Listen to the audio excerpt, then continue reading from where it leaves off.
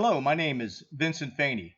I am the producer, the director, and the host of the show, Vinsanity Unplugged, in search of game changers. I'm using this podcast to alert many churches, many organizations, charitable organizations, and social activists who do so much to alleviate the suffering of many people within their communities, specifically attending to the needs of the homeless and doing their best to achieve affordable, currently suffering housing insecurity. Also in this podcast, I want to alert you all that I'm preparing to engage in a fundraiser to raise money for affordable housing for those people currently living on a meager income, such as homeless disabled veterans and single mothers needing affordable housing and who would unlikely be able to afford a house or even a room. The fundraiser will entail breaking 2 of David Blaine's records. As you know, David Blaine is not only a magician, but a man that has performed various types of stunts to test the limits of what humans can endure.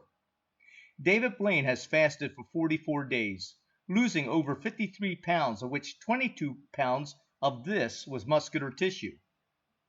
David Blaine's other stunt was that he was buried alive for 7 days, but he did the translucent plexiglass of both his coffin and the aquarium allowed for spectators to observe him anytime, day or night, to make sure he was not sneaking out to get a cheeseburger, and also allowed him to wave to people. I have set my sights on beating his 44 days by attempting fasting 45 days, and I will endeavor to lose a lot less muscular tissue. In addition to the first 14 days of this fast, I'll be locked in a 16-foot by 16-foot enclosure with a security seal added to the padlock by a few people from a media along with a few other credible witnesses. And I'll be under constant surveillance of live streaming video while on the 15th day I will climb into a sensory deprivation tank that will be totally devoid of any light or any sound. Once again, the reporters and other credible witnesses will padlock me in the tank, also with another security seal. Unlike David Blaine, I will have no access to keeping track of time. I will have no access to the internet, Facebook, or any social media. Nor will I have a smartphone or any phone for that matter. Nothing to listen to, not even.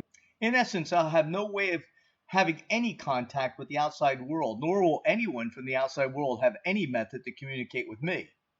If for whatever reason I decide I must tap out, I will flick a switch in the tank to turn on a light outside of the tank in the unforeseen event that I needed to alert my security team to break the security seal and to get me out.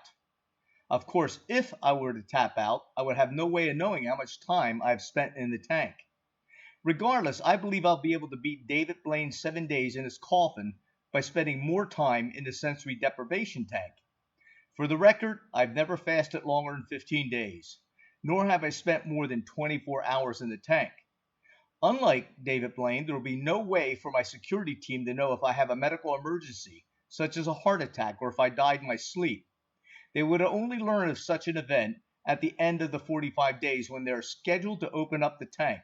Of course, by then, resuscitation would be futile. I do have many concerns regarding the time I will spend in the sensory deprivation tank because of time distortion and the strong likelihood of disorientation and chronic hallucinations.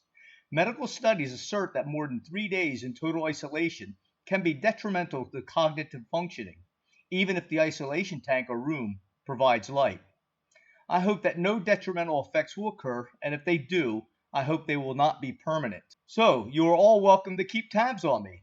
Feel free to pledge X amount of dollars for each day I fast, for every pound I lose, or for each day I stay in the sensory deprivation tank.